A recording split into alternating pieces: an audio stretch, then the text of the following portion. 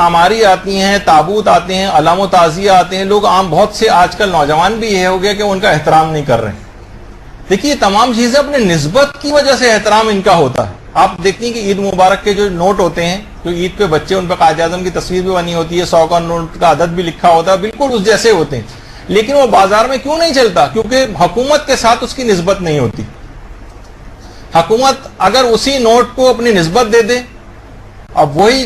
جس پہ قائد اعظم کی تصویر اور اسی پر 100 کا نوٹ لکھا ہو وہ بازار میں چلنے لگتا ہے، اور اپنا اعتبار اگر اٹھا لے تو وہی چیز کاغذ کا ٹکڑا بن جاتی ہے۔ مثلا کتنے US ڈالر جو ہیں کچھ سنوں کے ایسے ہیں کہ جو کہ حکومت امریکہ جو ہے اس کو نہیں مانتی، تو وہ سن کا اگر خاص ڈالر آپ مارکیٹ میں لے کے جائیں گے تو اس کو ایکسیپٹ نہیں کیا جاتا۔ اس نے حکومت نے اعتبار اٹھا لیا، نسبتوں سے چیزیں چلتی ہیں۔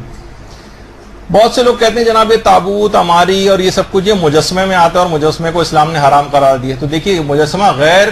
جو زیرو ہیں ان کا مجسمہ بنانا جائز، لیکن جو کہ زیرو ہوتا ہے اس کا بنانا حرام ہوتا ہے۔ حتیٰ کہ جو روزوں کی شبیہ بن رہی ان پہ بھی اعتراض نہ کریں، مباح چیزیں جو روزوں کی شبیہ، باقاعدہ آیت اللہ شیخ جواد تبریزی سے پوچھا گیا کہ جو ائمہ کے روزوں کی شبیہ مختلف ملکوں کے اندر بنائی جانے لگی، ان کے احترام کا کیا مسئلہ ہے؟ انہوں نے کہا وہی احترام ہے کہ اصل میں ذریع امام کا جو اپنی اصل جو جگہ پہ جو ذریع قائم اس کا جو احترام ہے وہی ان کا احترام، یعنی ان کی بھی آپ توہین نہیں کر سکتے، ان کا مذاق نہیں اڑا سکتے کہ آج کل یہ اس طرح سے ہونے لگا۔ تو بلکہ آیت اللہ برجردی فرماتے تھے کہ امام حسین سے منسوب ہر وہ چیز جو امام سے منسوب ہے اس کا احترام بالکل ویسی ہے جیسے امام حسین کا احترام،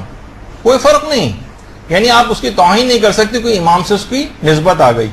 اور یہ جو شبیہ بنائی جاتی ہیں اس کا بھی ایک باقاعدہ ایک جواز ہے جو آپ لوگوں کو بتا بھی سکتی ہیں کہ ایک آدمی پیغمبر اسلام کے پاس آتا ہے اور کہتا ہے یا رسول اللہ میں نے قسم کھائی ہے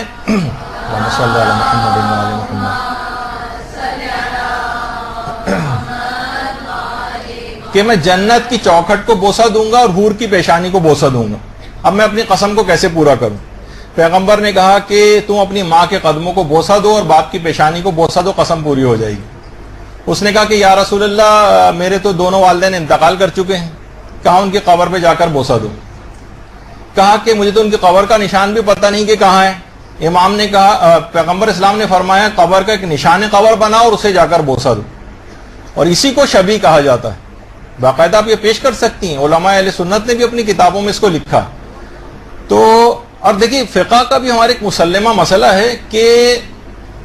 نظر اور قسم جو کھائی جاتی ہے نا اس کا شرعی رجحان رکھنا ضروری،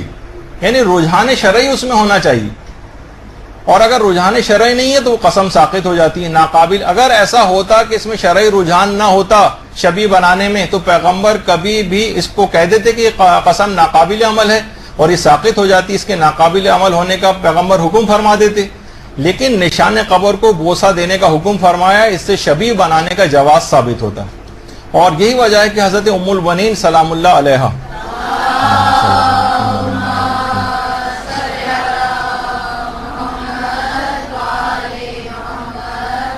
جو انتظار کرتی رہتی تھی کب، کیونکہ ام البنین واقع کربلا میں موجود نہیں تھی، وہ مدینہ ہی میں تھی، اور جس وقت اطلاع آئی تھی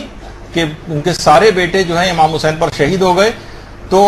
ان کی بقی میں ان چاروں بیٹوں کی قبریں بنا کر اور امام حسین کی خیالی قبر بنا کر وہاں پہ بیٹھ کر گریہ کیا کرتی تھی۔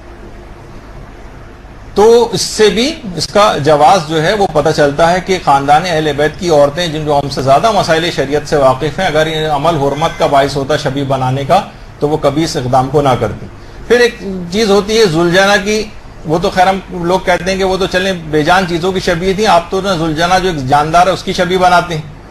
تو ہم اس پہ یہ کہتے ہیں کہ جاندار کی شبیہ بھی اس انداز کی بنانا کہ پیغمبر اسلام سے جب فرمائش کی تھی بچوں نے امام حسن اور حسین نے تو ان کے تقاضے پر پیغمبر اسلام جو ہے ناقہ بنے تھے، یعنی ناقے کی شبیہ بنے تھے۔ باقاعدہ جو مسجد غمامہ ہے مدینے میں، مسجد غمامہ، اس میں پیغمبر یعنی جہاں پر ایک تو نماز استسقاء کے سلسلے کی جو روایت ہے یا نجاشی کے لیے جو پیغمبر نے نماز پڑھائی تھی تو اسی مقام پر پڑھائی تھی مسجد غمامہ، اسی مسجد کے اندر یہ واقعہ پیش آیا تھا کہ پیغمبر اسلام نے بچوں کو ناقہ بن کے اس کی شبیہ بنے تھے اور ہاتھ پاؤں سے چل کے بھی دکھایا تھا. تو جب اصحاب پیغمبر نے کہ بچوں کو کہا کہ کتنی بہترین سواری ہے بچوں تمہاری, مبارک ہو تمہیں, تو پیغمبر نے فرمایا تھا کہ سواری کو نہ دیکھو بلکہ دیکھو کہ سوار کس قدر باعظمت ہے.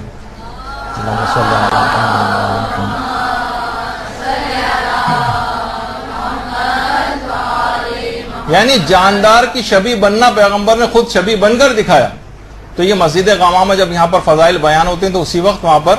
آ جاتے ہیں اور لوگوں کو روکتے ہیں علماء کو کہ یہاں پر یہ فضائل وغیرہ نہ بتائیں, ان کو ہٹایا جاتا ہے وہاں سے. اچھا, اس کے بعد ایک اور بڑی اچھی مثال ہے اس کی. جبریل جو تھے وہ داہیہ کلبی کی شکل میں پیغمبر, اس کی شبیہ بن کر پیغمبر کی خدمت میں آتے تھے. جاندار کی شبیہ بننے کی بڑی اچھی مثال ہے. دیکھیے داہیہ کلبی, اچھا ایک بات اور بتا دیجئے, ایک ہیں وہاب کلبی جو جن کا واقعہ کربلا میں ذکر ہے, جو عیسائی تھے اور ان کی بیوی, اور وہ عیسائی سے مسلمان ہوئے تھے, اس کے بعد واقعہ کربلا میں وہاب کلبی لڑکے شہید ہوئے. وہ وہاب کلبی پیغمبر کی خدمت میں جبریل کو جب آنا ہوتا تھا تو جس انسان کی شکل میں وہ آتے تھے وہ داہیہ کلبی ہیں, جس کو لوگ واہیہ کلبی کہتے ہیں. وہ واہیہ نہیں ہے, وہ داہیہ ہیں. وہ شاید لکھنے میں ایسا لگتا ہے تو وہ واہیہ کلبی کے نام سے مشہور ہوگا, ورنہ داہیہ کلبی. داہیہ کلبی پیغمبر اسلام کے بعض روایتوں کے مطابق دودھ شریک بھائی بھی تھے اور بے انتہا خوبصورت تھے. تو جبریل ان کی شکل میں آتے تھے. داہیہ کلبی کے متعلق ایران کے اندر کہا جاتا ہے